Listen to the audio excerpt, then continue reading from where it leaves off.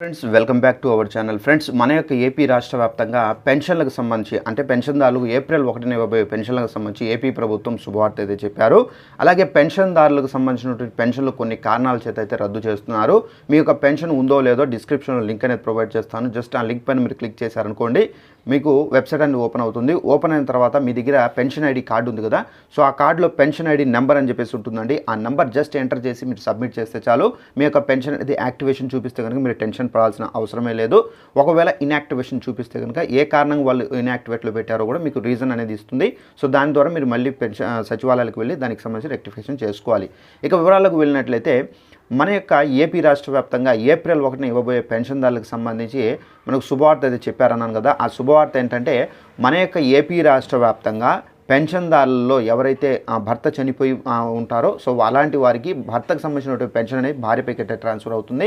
అయితే ఈ pension transfer కావాలంటే మీరు స్పౌస్ పెన్షన్ ఆప్షన్ అనేది యూజ్ చేసుకోవాల్సి అయితే ఉంటుంది. ఈ స్పౌస్ పెన్షన్ ఆప్షన్ ద్వారానే మాత్రమే ఈ పెన్షన్ ట్రాన్స్ఫర్ అవుతుంది.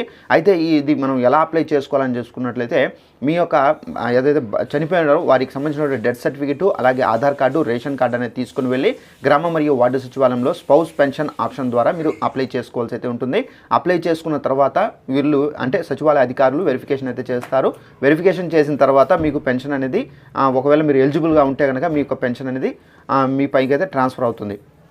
ఇక సెకండ్ ఉన్న శుభవార్త చూసుకున్నట్లయితే పెన్షన్దారులు చాలామంది పెన్షన్లు అప్లై చేసుకుని ఒక ప్రదేశంలో నుండి వేరొక ప్రదేశానికి వెళ్ళి స్థిరపడిన వాళ్ళు చాలామంది అయితే ఉన్నారు. పెన్షన్ కావాలంటే వాళ్ళు ప్రతి నెల ముందు ఎక్కడైతే ఉన్నారో అక్కడికి వచ్చి పెన్షన్ అయితే తీసుకున్నటువంటి పరిస్థితి.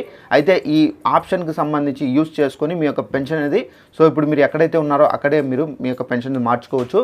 ఈ పెన్షన్ ట్రాన్స్ఫర్ ఆప్షన్ను మీరు ఎలా యూజ్ చేసుకోవాలి ఏంటని చూసుకున్నట్లయితే మీరు ఎక్కడైతే ఇప్పుడు ప్రజెంట్ ఉంటున్నారో అక్కడ ఉన్నటువంటి సచివాలయాలకు వెళ్ళి మీరు పెన్షన్కి సంబంధించినటువంటి ఏదైతే అడ్రస్ ఇప్పుడు మీరు ప్రజెంట్గా ఉంటున్నారో ఆ అడ్రస్ అనేది మీరు ఇవ్వాల్సి అయితే ఉంటుందండి. ఆ అడ్రస్ ఇచ్చిన తర్వాత మీకు పెన్షన్కి సంబంధించినటువంటి డీటెయిల్స్ అనేది అప్డేట్ అవుతాయి.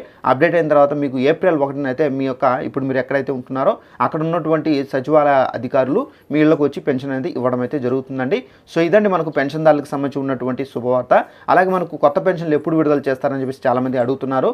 అయితే ఇంకా దీనికి సంబంధించి ఎలాంటి అప్డేట్ కూడా ప్రభుత్వం నుండి అయితే రాలేదు. ఏదైనా వస్తే కనుక తప్పనిసరిగా మీకు అప్డేట్ అనేది కంపల్సరీగా ఇస్తాను. ఇలాంటి అప్డేట్స్ కోసం తప్పనిసరిగా మన channel follow అవుతుండండి. Thanks for watching this video. All the best.